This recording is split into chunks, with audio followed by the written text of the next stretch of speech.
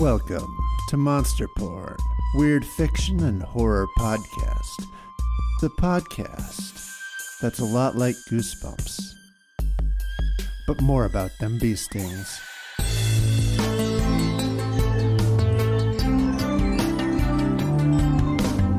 This week's story, The Merdmaid, or When Life Gives You Shit, Squeeze and Make a Diamond.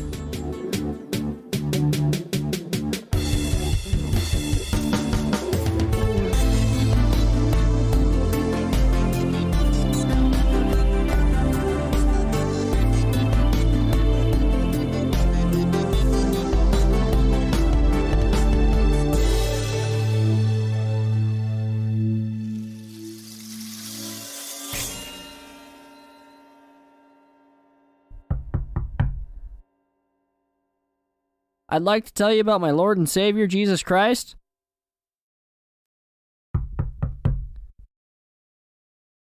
Have you ever heard of the Book of Mormon? Slinging some Jesus! Bret? Are you home? Dude, don't come out naked. I'm here. Huh. Well, the podcast is set up and is all ready to go. In fact, it's already recording. But where is Bret? His phone is out on the desk, so I can't text him. Now the screen's lit up. It's weird. What does it say? I don't know what this is.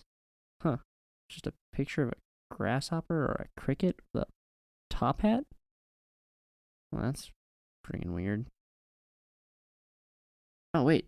There's a note. Matt, if you are reading this, you are insert number of hours late for recording. Asshole. You got like 5 jobs.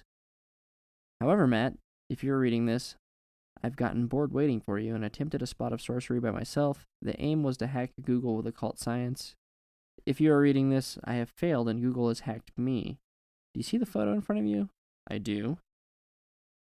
I am in the app called Jiminy Cricket. You must find me. Oh, shit, Bret. What the hell? I don't have time for this. Well, what am I supposed to do with this creepy cricket? Its beady yellow eyes are looking at me. Ugh, it's weird. I can't believe this is a Google app. I mean, I know they're creeping on all of us. And they're evil masterminds and all, but wow. There's a more info button. Let's see what that... It says Jiminy Cricket, which is spelled with a Google G, transforms your personal ledger of online interactions and history into an immersive world designed by cutting-edge Google AI to mirror your own personality, desires, aims, and fundamental you-ness. Jiminy Cricket identifies your personal aims or provides new aims based upon patterns in your ledger or historical ledgers in order to optimize Google and partner services to help you be the most you possible and achieve those aims. I wonder what happens if I tap the screen. What the... Well, that was a mistake. You're not in Kansas anymore, Toto. Not that we ever were, but at least I know what Kansas is. This is like a 1930s black and white Halloween cartoon. Oh, God. This world is made from Bret's internet history? Oh, Jesus. First anime schoolgirl or tentacle I see. I'm making like Kurt Eichenwald and backpedaling the fuck out of this flirtation with literal monster porn. There's surprisingly little of that, though, I must say. There's just this black sky and a forest over there, and beyond that a mountain. Oh, and there's a house up on the hill beside a cemetery, and a dead tree on a cliff overlooking the sea.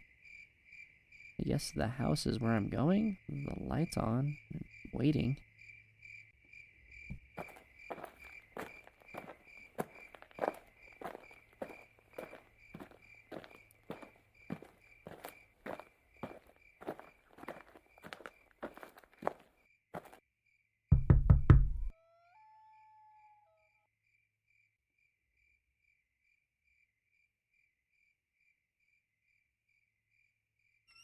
Oh, hi. Good evening. Can I help you? I don't know. I wasn't sure what to expect when I knocked. Your house looks haunted. Oh, wait, thank you. Sorry, have we met? You seem very familiar. No, wait. I've seen you on TV. Old black and white TV? You're Morticia Adams. Beatrice de Northwood. De Northwood? Ah, this has something to do with Bret. Are you related to him? Why, I'm his wife. His wife? Yes. Why, you must be Matt. He speaks very highly of you, considers you a brother. Is he here? No, I'm afraid you have missed him. But would you like to come in and have some tea? I suppose I can only say yes. Oh man, what a library. I've never seen a collection of old books like this. Quite wonderful, isn't it? I do love the musty, ancient smell. It is quite the smell. You know, this house could probably use a bit more of a woman's touch. It's got all the old books, the Transformer toy collection, and oversized cat toys. On the contrary, Matt, I quite delight in all of this. I should hope so. I am responsible for much of the decor. I'm particularly proud of the mounted insects. Let me fetch the tea. Please make yourself at home. So this is the accumulation of Bret's desires? Huh, it would be like Bret for musty old books to give him a boner. This book looks interesting. It's full of Amazon ads. The books certainly give me a boner, too. Here we are. Earl Grey? Oh, I didn't mean any... Please don't trouble yourself, Matt. Here come the children. Children? Children, say hello to nice Mr. Cummins. This is Wolf. He is 9. He's literally a wolf. And this is Annie. She's 5. A very lovely daughter. Are you in first grade, sweetie? She's about to defend her thesis in forensic anthropology. You have a killer's nose. That's... Sorry, what is that? Go ahead and play, children. What is it, Matt? Tell me that the puma at the top of the stairs is not real. Oh, our dear Augustus is entirely 100% purebred Carolina Panther, Matt. I can show you his papers. I must tell you, I am so thrilled to finally meet you. Bret has said so much, told me of how you met in grade school, everything. You're basically a part of this family, and I haven't even had the pleasure of meeting you until tonight, though I feel I have known you your whole life. We'd love to have your whole family for dinner. The good times we will have.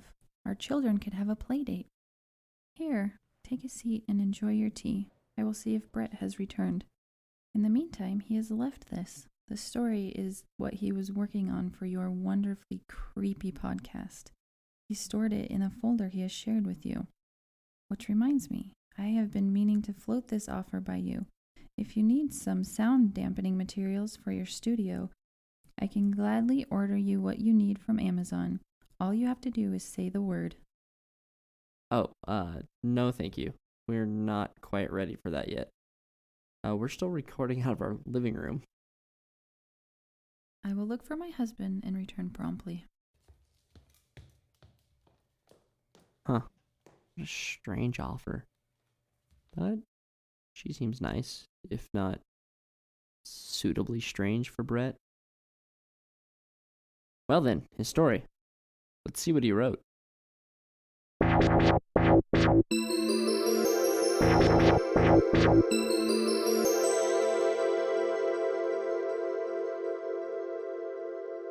Janos Zekli glanced between his toes and his interlocutor's eyes, and popped the question like he was asking out a hot date. His hot date of sorts was a 250-pound bass player with a Gandalf beard. The question, "Hey man, you maybe wanna, jam sometime, man?" The air hung thick with suspense that could resolve into either the marital bliss of a solid rock band, or an out-of-hand rejection, or an any possibility in between. The tension gave Janos Jekyll heart palpitations. But it wasn't every day you met a legit bass player who might be the one. Maybe, man, the ogre of a chap grumbled. I mean, yeah, just hit me up. Yeah, man, Janos said. I mean, I really like Rush too, man. He droned. His Rush t-shirt had been the icebreaker Janos used to start the conversation. But now the guy seemed 0% interested in Rush talk. So then, do you have a phone number? Janos pressed. Yeah, oh yeah, man, here. He pulled out an iPhone and fiddled with it. Just give me yours and I'll shoot you a text and you'll have mine. Cool, Janos said. And he rattled off his phone number. The bass player pretended to type. He was still looking at the home screen. Needless to say, that text never arrived after the bass player disembarked from the bus. Not that day, not the next day, and not that week, not ever. It was just another road bump in the daily speed trap that was the life of a guitar genius spinning his tires uphill and against the gravity of his social anxiety and the fact that he looked like a leprechaun crossed with an obese golf course groundskeeper. In reality, it was worse than that, actually. Janos Jekyll's current gig was night shift at the wastewater treatment plant. So add to that brief physical portrait of the artist that he always wore the literal eau de toilette. People who didn't know him, virtually everyone in the world except for his mom, just assumed he had a chronic bowel problem.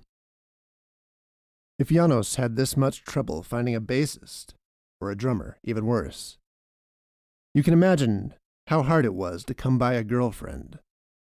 But first things first, Janos was fairly certain from a young age that his only shot in this world at impressing a girl would be with his guitar playing. Therefore, assembling the band was first priority. The rest, he told himself, would fall into place thereafter. He scanned his card at the kiosk beside the wire gate, which rolled aside with no haste on little hard plastic lawnmower tires. Ahead towered the digester tanks, at the tops of which, in the gloom, little lights now blinked. Janos went into the building. The smell hit him anew at the start of the shift, and quickly vanished, leaving only the sickening knowledge that he must still be breathing that same miasma for the entirety of his 8-hour overnight shift, but had inhaled enough of it so as to get accustomed to it. Often in the middle of the night, particularly when he was near the aeration basins, he would catch himself mouth-breathing and immediately clamp his jaw in disgust. But most of his night was spent alone in the control room, with screens and sensors and Playboy mags that had been there in the drawer since 1993. Since he was alone on the night shift, sometimes, after he got more comfortable with the job, he brought his electric guitar, whom he dubbed Betty Boop, because it was a little black and white Fender Strat-alike, and his small practice amp. Not once after training had his supervisor, Dave, checked in on things in the night shift. This night, however, Betty Boop had broken a G-string, so he brought instead a paperback. While he was reading, the SCADA system sounded its alarm tone. On any night this happened, Janos Jekyll recalled his supervisor's tales of the dreaded Fatberg of 2006 that had nearly destroyed a lift station and threatened to back up a whole neighborhood. It gave him shudders. It raised his blood pressure. But this, now, was no blockage or anomalous reading. Well, the blood pressure might have been both, actually. The alarm actually sounded for the ground security system, the motion detector near to the aeration basins. Janos's eyes shot to the camera monitor. For a second he saw without seeing, but as his eyes made sense of it, he saw a person by one of the aeration basins, just a black mass with shoulders and a head, really. Why, he wondered, what attraction is there in a pool of dilute shit? And then the person jumped right into the pool with the diver's pristine form. Almost zero splash. Janos's breath caught in his throat, and his brain ground to a halt mid-thought. His mouth gaped. Which button did he push for this? There was no button for late-night stool swimmers. Janos ran out of the control room, down the hall, out the door, and down the catwalk, to the aeration basins. He clutched the rail where he had seen the jumper and leaned over, catching a mouthful of stench as he panted. I've got to, shit! He's not coming up. How is he not coming up? Shit! I've got to call paramedics or something. I've got to start draining the pool. Fuck. If this shithead doesn't come up on his own, he'll be drowned before either the paramedics get here or the basin drains. Shit! Janos began pulling his golf shirt over his head, but stopped himself. This is nuts. This is, Did this even really happen? God, I should go rewind the feed, make sure I definitely saw someone, and that they didn't come up while I was running down here. Then I'll call 911. Yeah, that's what one should do. I don't know what to do. He stared at the unstirring shit. If this person doesn't come up, he told himself again, no one's going to get here fast enough to help. I'm all this shit has got. Janos took his shirt halfway off again, stopping with his bulging eyes just peering over it, and his belly boasting its curly tufted trail of tears below. Fuck my life. Fuck everything. Fuck this shit. Fuck me too. God fucking damn it. Now his shirt was off, clutched at his love handles as he glared into the muck. Someone is in there, he reminded himself.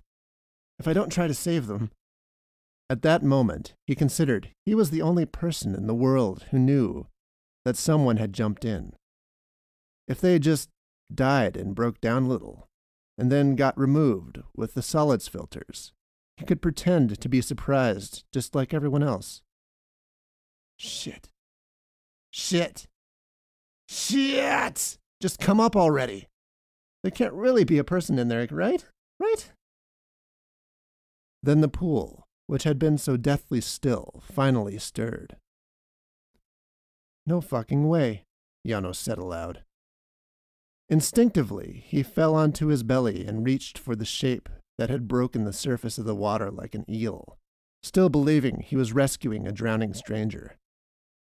His hand made contact with something like the scaly back of a fish.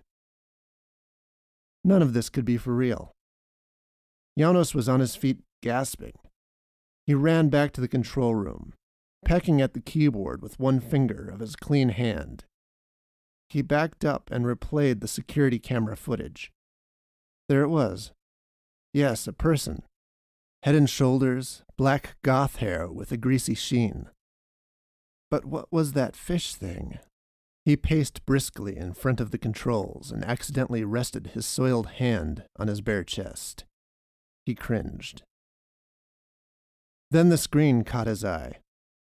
He was just in time to see, what the fuck, 2 arms hanging from a rail as a head and shoulders pulled out from the sewage, adorned with curly dark hair glistening as the water drained from it.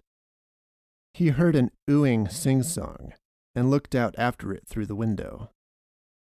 When he looked at the camera feed again, a woman, under the light post, stared back at him, and then turned back to the basin. Her dark eyes sparkled over distinguished cheeks. She did a flip off of the side of the tank, back into the water. In the air, her fishtail flailed. Janos fell into his chair. He did nothing but remain fastened on the screen for the next hour, unable to justify missing a moment in case this unbelievable thing should rise again from the waters, unable to even justify washing his hands or putting on his shirt. Slowly he thought, I am so glad I didn't call anybody. I've got to be high on fumes or something. Better crack a damn window. Quickly after that, he reflected. Her face was haunting. The next night, Janos came looking forward to work, and for every night he worked for the next 2 weeks. However, although he watched the monitors studiously, the unreal apparition never reappeared. After several disappointing nights of watching the monitor, he began taking unnecessary walks down to the pools. To stretch his legs, he told himself. It certainly wasn't for the fresh air. The gray water sat still, but his heart fluttered with nerves. What if he saw the monster again? What if it was dangerous? All in all, the lack of reappearance began to confirm for him that the whole episode had been unreal. Heck, of course it was unreal. He knew night shift messed with the brain, made people see things and talk to people who weren't there. He'd heard of this. Still, he hoped. Since the whole thing was basically insane, he wasn't too troubled to try an insane idea during the safety of his midnight loneliness. Betty Boop had a new string. He brought her to work, and around the witching hour, he wandered out on the catwalk with her, gazing about cattily. He set his practice amp down on the steel with a clack and plugged into the outlet that was hidden under the controller console. Electric thunder rumbled through the catwalk. He could feel it in his rubber-soled boots and right up through his being, resonating in his spine and shooting out his crown up into the amphitheater of the stars. Janos Jekyll smiled. In high school, he had been in a band called Black Magic Gizmo. His best friend, Anthony, had been the front man, but Janos had the honor of penning their hit. Their hit, so to speak, was a song called Antipathy that opened their demo disc and had, in the most magic moment of Janos's life, gotten the bleachers bouncing and pouring into a mosh pit on the basketball court during their senior year talent show. Antipathy rocked you. Janos shredded a simple 2-bar chord progression. It was hard, heavy, and rich without being a downer. It was the kind of thing that makes you want to jump, to shout, to pump your fists, to bang your head. An anthem. The kind of thing you could cold open an arena with. Anthony had always sung it better, but it felt right from Janos's mouth. It was his song, and whenever he played it over the years by himself, it felt like he was taking it back and reclaiming it. When the final chord ceased to ring, the night fell into cold silence, sheer and stark. He put the pick in his mouth and looked around and shivered. Janos was suddenly aware again that he was alone, or he hoped he was alone after that ruckus. How embarrassing it would be if Dave had just happened to drive up. Janos took a deep breath through his nose and looked at the resting strings. He began to pick with his fingers. He stopped and cut back on the flanger and gain. Janos leaned against the railing and continued to pick with delicate studiousness. What he teased out of the strings was a new, folksy, heartfelt, iterating riff, layered and full of nuance. Since it was new and impromptu, he messed it up a few times and started over, each time trying to rediscover the magic that had almost slipped away, and subduing it all over again.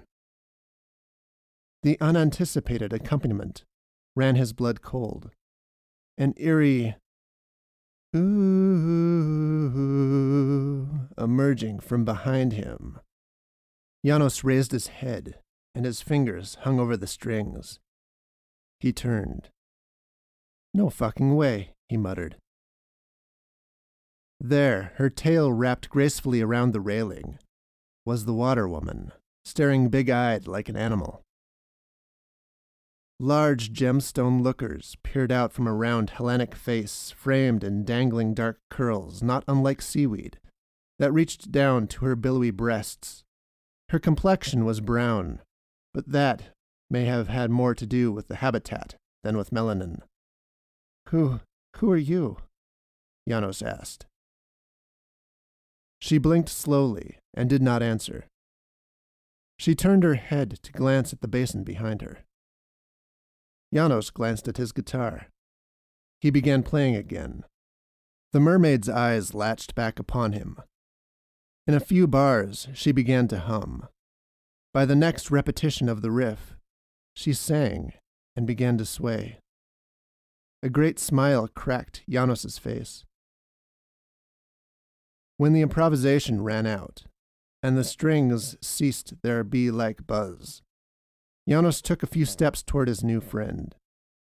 At this, like a wild animal, her face was sparked with panic, Glancing quickly around, the woman dove into the aeration basin. Janos hung on the rail and stared down after her.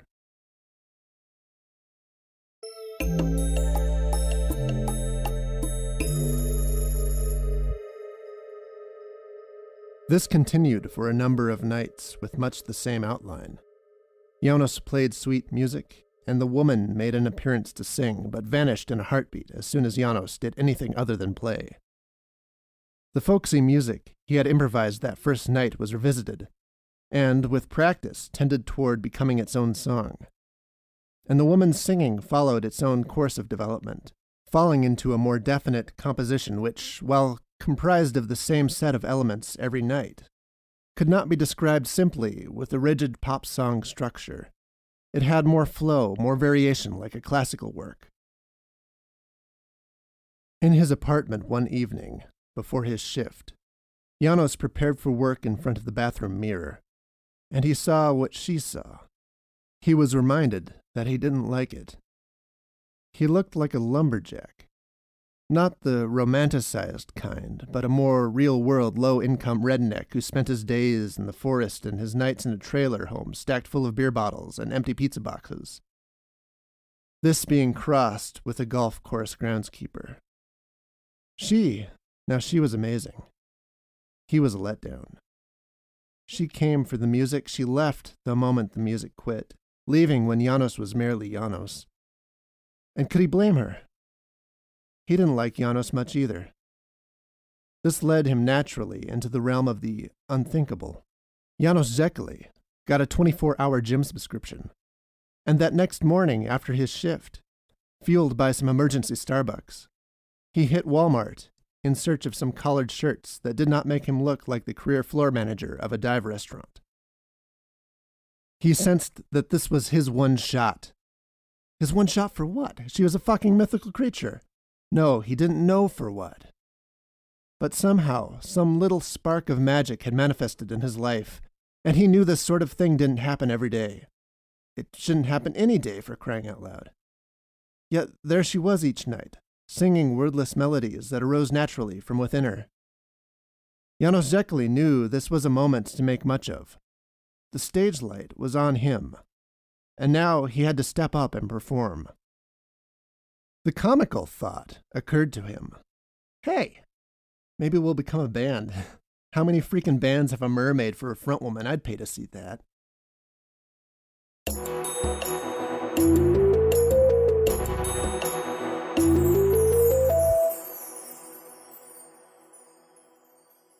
Janos? The man in the golf shirt and khakis wondered with wide eyes behind his square-framed spectacles. Dave, Janos said, strolling up the catwalk, with his hands in the pockets of his new distressed rock-and-roll jeans. What's going on? What are you doing here? Shouldn't you be catching some sleep or something? They stood by the aeration basins, which were draining. Janos eyed them over nervously. I just wanted to drop by. I had to be up for some errands, and I knew you would be around for the routine basin maintenance, so I thought it would be a good time since, we don't overlap in the night shift, to say again, hey, thanks for the job, and to just touch base.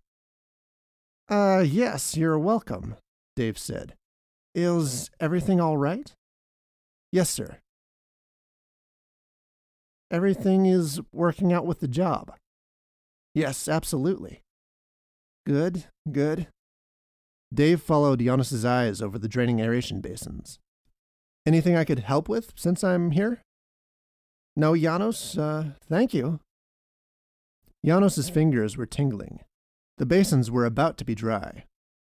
He felt his heart race, but as the last sucking noise smacked his ears and the linings of the basins were revealed, there remained nothing in them. Certainly not a merperson. Okay, have a good one, man, Janos said to Dave, with a smile and a wave.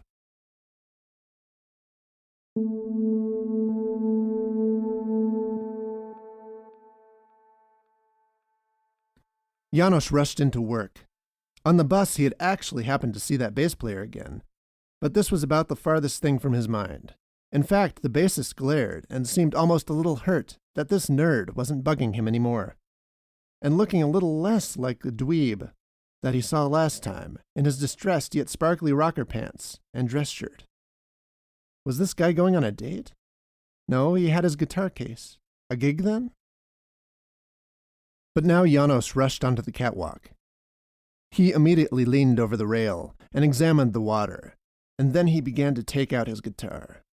He almost forgot to clock in. As he turned to run up to the control room to do so, he met the last guy leaving the previous shift, who eyed over Janos in his dress clothes with his guitar, with moderate suspicion. "Janos," he said. "Steve," said Janos, slowing down to play it cool. "You're a crazy dude," said Steve, who, having clocked out, decided it was not his job, come 8:01, to prevent some weird motherfucker in sparkly pants from having a rock concert over the aeration basins. When Janos had clocked in, he raced back to the aeration basins and threw the guitar strap over his shoulder. Pulling the pick from his lips, he struck a chord. It rang and dissipated into silence. Janos began to play the original riff that had summoned his Merdmaid, albeit with a hint of urgency. From the pipes that led to the digester tanks came a black cloud suspended in the sewage. Curiously, it flowed into the basin against the current. When a fair mass of this cloud swirled amidst the muck, the crown of a black-haired head rose from it, and then the eyes and nose hung there and gazed at Janos with those shimmery irises. Janos breathed his relief and entered into the chorus. She rose from the waters and sang. When it was over, he set down the guitar. She looked alarmed, but didn't immediately flee. He held up his hand. "Thank God," he said. "I thought you were gone." She smiled and issued a series of clicks and hums. She cocked her head. "I was worried they'd find you or accidentally hurt you," he went on. She could not make sense of the words, but she could the tone, and his tone was that of concern and affection. She listened attentively, reading it like a song by its emotion and not by its consonants. She smiled in assurance. "That's a neat trick you did there," Janos said, smiling back. "I guess that's how you get in here too, huh? From where, I wonder? Are there many like you? Do they all live, in places like this, I wonder? There are more of me, and no, they don't." He picked up Betty Boop and threw the strap back over his shoulder. He picked a few tentative notes, feeling for something to play. "Anyway," he said, "here's Wonderwall." "Just joking. But I figure you're ready for another tune, huh?" Betty buzzed out a soothing A minor chord, clean with a small amount of tremolo. "This one's from Scotland," Janos said, and he sang, "Black is the color of my true love's hair." She swam to him and pulled herself from the basin. He watched the mocha-colored water run from her body. Her scales were iridescent, teal, cerulean, and emerald. On the catwalk, she moved a little like a gorilla, using her hands in lieu of feet, and using her coiled tail as a static prop between her swings forward. Janos had actually seen this mode of locomotion before it occurred to him. A paraplegic without a wheelchair had done this in a movie. He stopped playing. She was right in front of him. Her hair looked gross. She smiled ear to ear, and Janos had no idea what was happening.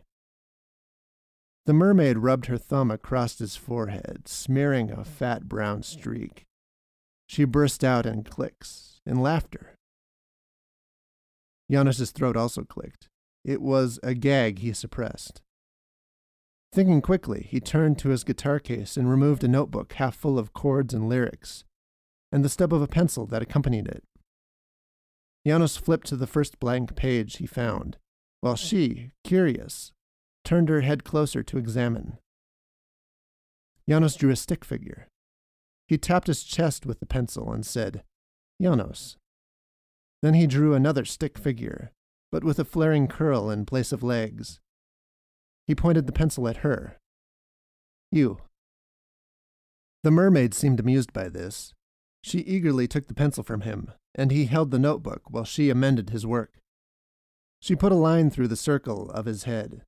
She clicked madly and pointed at his forehead. Yeah, thanks, Janos said, rolling his eyes. Then he said, more earnestly, This is cool. So we can communicate now. This is great, right? Okay, here we go. Let's see, what can I... But before he could imagine what the next step in their communication might be, she demonstrated she needed no more prompting. As Janos still held the pad before her, she drew a wavy line. Water, he said. The ocean, maybe? Or a river? But she continued. Underneath that simple ripple, she placed what looked like a city skyline, towering connected boxes, and little tadpole-like entities all around it. She also populated the aqueous sky with something Janos couldn't interpret. Watercraft, maybe? That looked like circles with a single horizontal stroke through them. On the tallest building, lastly, she sketched a 7-pointed star. Is this your home? Janos wondered. Whoa. Like, where? She looked at him, smiling big. He tapped the drawing with his finger and then pointed randomly toward the ocean. Out there? He moved his arm to another direction. Or there? She whipped her head around as if getting her bearings and leveled her arm, mimicking Janos' gesture toward, yes, the ocean. But why are you here? Janos wondered uselessly. Wow. He stared into the curtain of dark, imagining what he could not see out there. He motioned for the notebook back. She obliged, but perhaps only because she was done for the moment. She did quite appear to enjoy this game. Janos turned the page over. It would be interesting to see if she could answer this one. Janos drew a stick figure ape. You could infer that it was an ape by its bean-shaped head, and that its arms were longer than its legs. Then Janos drew a couple more, each more human, more upright, and finally, the fourth, a normal stick figure. He tapped his own chest again, and beamed at the woman, proud of himself. She took the notebook from his hand and appeared to think a long time. Would she draw a similar March of Mankind, but from a fish forebear? Or, he didn't know what. How in the heck does one end up with a half of a fish for a posterior? It's not like some sailor did it with a fish and this happened, right? Or that some fisherman lured a keeper and kept her, right? Right? While Janos pondered, she began again to run the pencil, which she at one point of break in her work decided to put in her mouth and assess for taste before continuing. When she looked up, beaming brightly, and scooted around beside him, his whole side closest to her tingled. She wasn't particularly warm like your average person. In fact, she might have been cold-blooded. But somehow there was a strong sense of her that prickled his arm hairs like static electricity. She held the notebook for him to take. He took it, and she began to point and click and hum. The clicking and humming did little for him, but her finger indicated the course of the story through the pictures she had made. She had drawn angels? Well, if you have to accept mere people, can't you accept angels? I guess. They looked like angels anyway.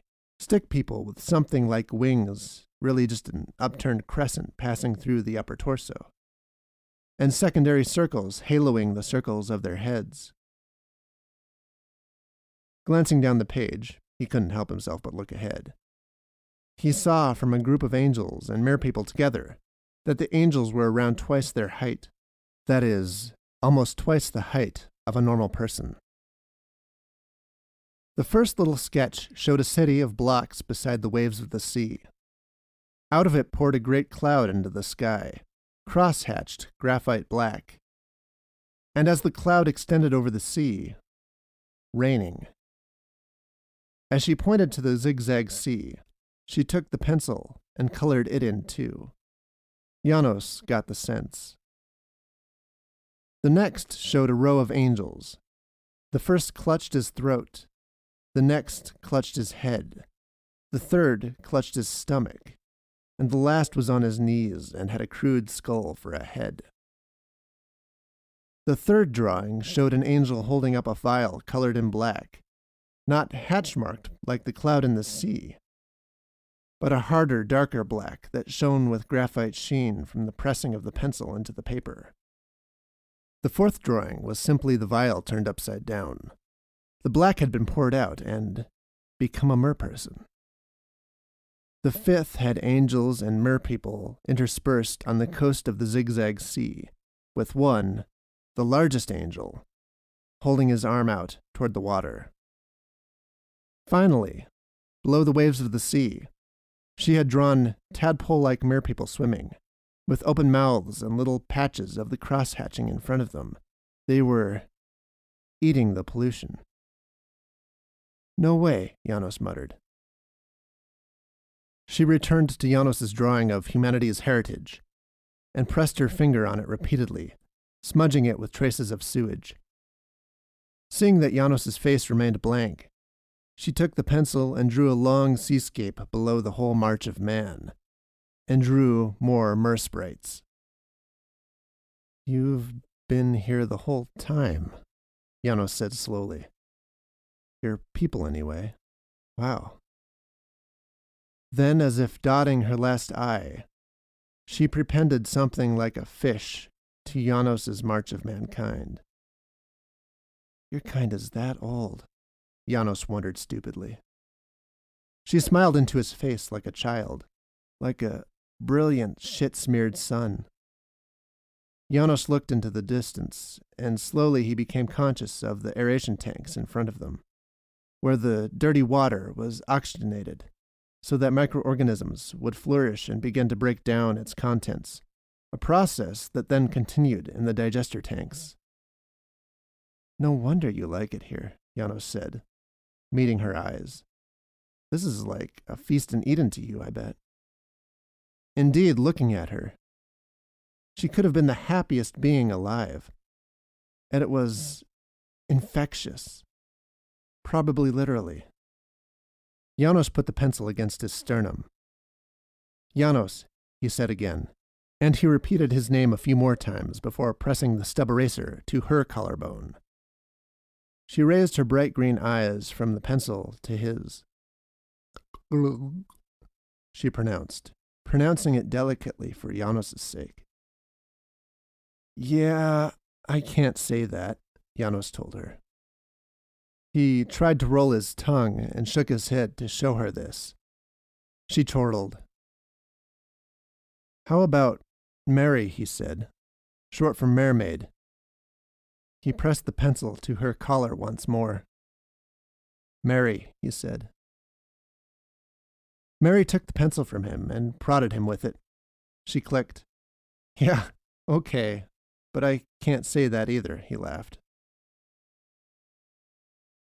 After they sat a while beneath the cool night, they began to make music again, sitting facing each other on the catwalk.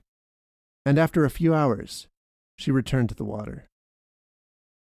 On the bus that morning, Janos reflected on what had been the most magical night of his life. It was the kind of interpersonal connection you dream of, that makes you feel young like a teenager secretly dodging curfew with the flame his parents don't like so much. All this in addition to the fact that this actually was magic for all purposes because of what she was. Janos smiled to himself giddily among the scratched bus windows, dyed yellow by the dawn.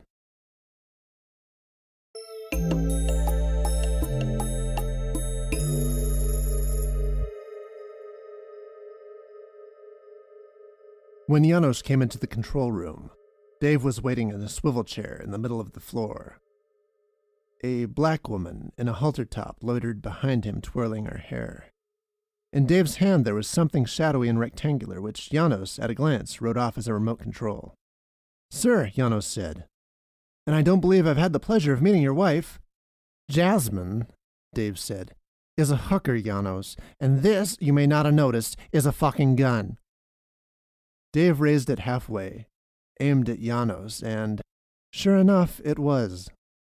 It's time we sat down to talk about the business of wastewater treatment, Janos, Dave said. I don't understand, Janos said. Sit, Dave directed. When Janos stared at the indicated chair and he did not sit, Dave said, Sit in the fucking chair. Sir, Janos said and sat. Dave passed his gun into his left hand so he could reach into his left breast pocket with his right. He pulled something out and shook it lightly in his closed hand. Janos, he said, when God gives you a miracle, you gotta be willing to pull off a miracle to protect it. Do you know what's a miracle? This is a fucking miracle. He opened his hand and extended it toward Janos. Janos leaned forward to see. Here, Dave said. Take it. Look it over. Dave poured, some shiny rocks into Janos's hand. Janos then brought them right to his face and frowned at them thoughtfully. Gold, Dave said, and very small amounts of diamond. She also makes or isolates silver, copper, iron, and some other minerals. Janos's eyes locked on Dave's. Don't be dumb, Dave told him. When you came in here yesterday acting weird, I had to come in and check the tapes. I know you've made friends. It's cute. She likes you a lot better than me, but hey, that's all right because I like my bitches not smelling like shit and garbage. He thumbed over his shoulder at the prostitute. He leaned forward and pretended to whisper, speaking still at a perfectly audible volume. Well, you can't win them all. Hey, Jasmine protested. I think you're not respecting this. Still looking Janos in the eye, he answered. Shut your face, vagina, bitch. I ain't paying you to think. And then continued toward Janos. A miracle. That's what she is. I mean the ship mermaid, not this flea bag. Raw waste goes in, valuables come out, a small percent of which is gold and diamond. About half the total output is other gemstones and valuable metals. I didn't realize, Janos said. Dave squinted at him. I think I believe you, but I've come here to make an offer. Listen, I need a nightman I can trust, and I believe I can trust you. Therefore, I want to give you a cut, say 20% of the product, just to keep this quiet, keep her happy, keep her here and safe. You got nothing to lose. Neither does she, for that matter. You can think about it. Janos raised his eyes from the floor tiles and met Dave square on. Janos's mouth fell open, and he just said, Yep. That's a yes? Dave pushed. Yep, Janos said. Like you said, nothing to lose, everything to gain. Okay, Dave said, fidgeting in his swivel chair. Good, great. I knew I could count on my nightman. Daisy, Jasmine, let's make like a tree and blow this dick parade. Dave patted Janos on the shoulder on the way out and shoved the gun into his belt. He smelled like bubble gum and whiskey. Holding the door for Jasmine like a gentleman, he winked at Janos and left.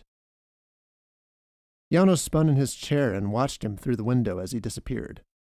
Then his eyes fell onto the monitors, and rather than feeling like the observer now, he felt like the observed. Somehow, he would have to tell Mary what happened, and at that moment, he felt certain he wanted nothing to do with Dave or his poop diamonds. When Janos went to the basins, Mary flopped over the rail and sprung to embrace him. She was not clean when she did this. There was a burnt umber mermaid print all up and down Janos's front, and a smear on his cheek where hers had pressed his. He tried to hide his throat clicking, but she saw and looked concerned, and, the ruse blown, he let himself gag and cough, and he ended up spitting a little bit of bile into the pool. Mary held her hands to her face. Janos forced a smile to reassure her. Sorry, he said. It's not you, I swear. He took her hand. She chirped. Janos asked himself, was Dave's deal so bad? He could make money just by doing what he had been doing, by spending time with Mary and keeping her happy. There was nothing lost, only something to be gained, extra income, which he knew he needed. If Dave got the lion's share of her product, couldn't that just be viewed as rent for her home? Well worth it, since this place was her paradise? Janos looked into Mary's eyes. She was clearly happy, utterly beaming, in fact. Janos smiled back. He could only smile back. Suddenly, he felt certain his shady boss's deal was a boon for both of them. Mary was miming drawing with her hand. Janos snapped out of it and dug out his notebook. After he dreamed a while, staring into the night, Mary held the notepad up for him to see. She had drawn a little Janos with guitar and amp. When she put her hand on the rail, he put his hand on hers. Maybe he could afford the better recording setup he'd always wanted. Maybe this would be the beginning of his big break. That bassist from the bus would wish that he had been in the band. Before it became time for the first payout, Dave passed along some instructions. Therefore, Janos sat in his Honda sedan in the parking lot of a run-down strip mall, staring at the salon. He'd been instructed to enter the salon and ask for Chavez, and whoever was at the counter, who was not Chavez, because there was no Chavez, would hand him a cash payout in an unmarked envelope. Janos had been paid under the table before, but this was not just under the table, it was 20 feet underground. Janos drummed on the steering wheel to the stereo and jutted his jaw as he stared. It had been half an hour. Chavez, he said, testing his voice, and to a certain extent how dirty the word felt in his mouth. Nobody was getting hurt, so why did it still feel wrong? Janos couldn't quite put his finger on it. The gun. The gun and the hooker. The gun and the hooker and the money laundering, that's what made it wrong. If Dave had just come to him as a buddy and said, "Hey, your girlfriend is pooping gold, let's split the profits," that would have been completely different. But it was clear that Dave was not a good man, or to be trusted. What was Mary to Dave but a cash cow? And now he was asking Janos to think of her in the same way. At the plant, Dave was waiting for him again. No hooker, and his face meant business. "Janos, my man," he said. "You know you got a payout waiting for you, right?" Yes, sir," Janos answered, almost back against the door in terror. Dave's eyes narrowed. "I'm curious about why it's still sitting there," Dave said. "You know, we don't like to have money sit. It's got to be moving, understand?" "Sorry, sir," Janos said. I just got busy and I haven't had a chance to make it down there in daylight, you know?" He toned, tearing into Janos with his squinted eyes. "That's funny. I'm pretty sure my man saw your Honda down there for an hour yesterday." It was a half hour, Janos thought. "Why were you scoping out the place for an hour, Janos?" "A half hour," Janos corrected. "Fine," Dave said with a little irritation. "Why did you scope out the salon for a half hour and then lie about it?" "Well, sir, it's just that..." Mid-sentence, Janos slipped out the door and ran. By the basins, he called Mary's name. Dave marched after him. "Cute," he said. "She has a name now. I always just called her Other Income on my tax forms." Dave pulled his pistol from his belt where it had been hidden under his baggy flannel shirt. "I just don't understand, Janos," he said. "What's the problem? She gets what she wants, this Greywater buffet. You get what you want, her company and some money. And I get what I want. Who loses? What's the problem? I need to know I got a man I can trust, and I ain't getting that vibe tonight." "My problem," Janos said, and he thought, "my problem is that to you she's just cattle that you're milking." "It's business, Janos, that's all."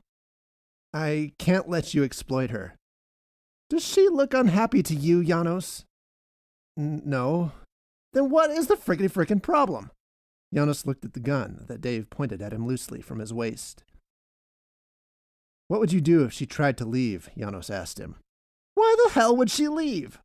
"Humor me," Janos said. Dave said, I don't like the way you're talking. And he pistol-whipped Janos. Janos clung to the railing and eyed Dave under a bleeding brow. You'd keep her trapped if you could, Janos said. Damn right I would, Dave answered. She's the best thing that ever happened to me. No, man, Janos said. You don't know what it's like. She's the best thing that ever happened to me. It's time for you to walk away, Dave said, gritting his teeth. Don't worry. I'll still give a good recommendation to your next employer. I won't leave her, Janos said. Dave rolled his eyes. You really have lost it. You, sir, are a shitty human being. Dave struck him again and he fell. Like a leaping fish, her form with dark rippling hair and sparkling tail flew from the aeration basin. The gun clanged against the catwalk and slid. She was engineered for this, for recycling shit. And this man was a little bit shit. Janos, quite fortunately, was still groggy as Mary's mouth parted like a carp's sucker and fastened on Dave's cranium.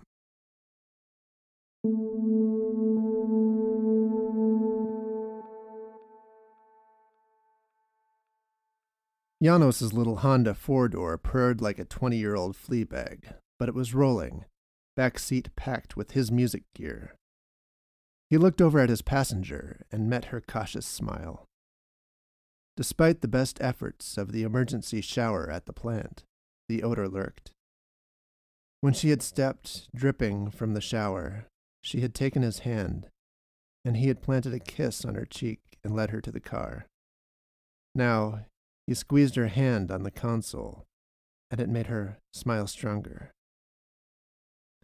I bet you're concerned you won't find a place as good as what you had, Janos said, and I'm sorry for that. You don't know where your next meal's coming from, and I can sympathize. I guess I'm not too certain either. They wove through the pre-dawn forest, guided by ghostly headlights. It was hard when they couldn't communicate through drawings. It was hard seeing the flicker of doubt in her smile. Outside of a little town on the state border, they stopped at a culvert that drained into the river, and Mary went down to eat. Passing through that town, Janos left a bottle of precious minerals on the street corner for someone to find. About an hour north of there, Janos pulled over to throw up because of the E. coli he'd picked up from that kiss.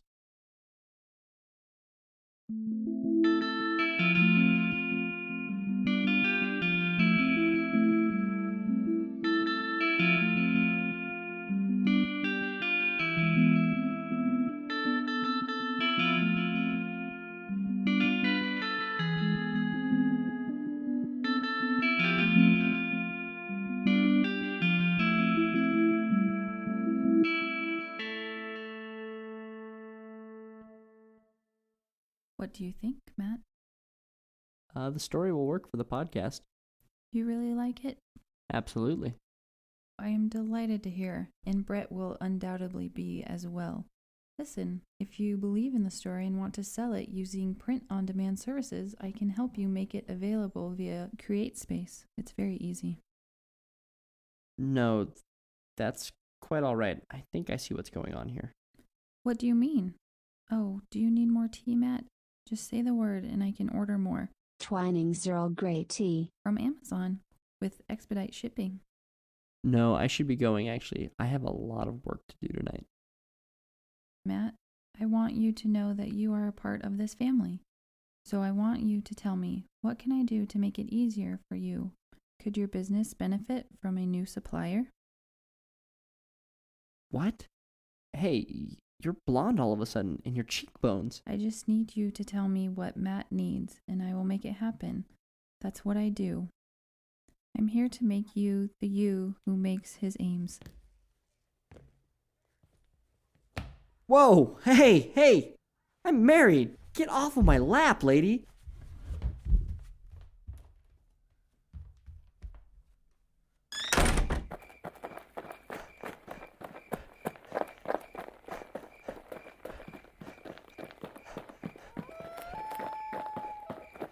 Oh, there's Bret. Bret! What is he doing on that cliff? Matt? Oh, We gotta get out of here, man. Wait, what's that? An Amazon package. I was just opening it. Matt, I'm so glad. Yes, let's get out of here. Yeah, but how? The how is easy. I just needed an infusion of willpower. Yours. And now that you're here... Good, great. But what were you doing out here? Matt, not only is this world that is the image of my desires a lie, and that alone is terrible, but it is a lie constructed imperfectly by algorithms that are trying to infer the details of my soul from my own actions, and the patterns of actions accumulated from a billion other users. And the imperfections are so painfully obvious up close that it makes it impossible to ignore that this uncanny reflection of everything I've ever wanted is a lie. This wicked wonderland, this evil Oz, though so sweetly dark, though filled with the superficial touch of a loving hand that is not a hand, is only an interface designed to find the things that give me a hit of dopamine or of opiates in my brain, and then use those things to get me to accept advertised offers from mega corporations. What's in the box, Bret? This. Bret. Yes, a noose. But here. I've thrown it into the sea. Take me out of here, Matt.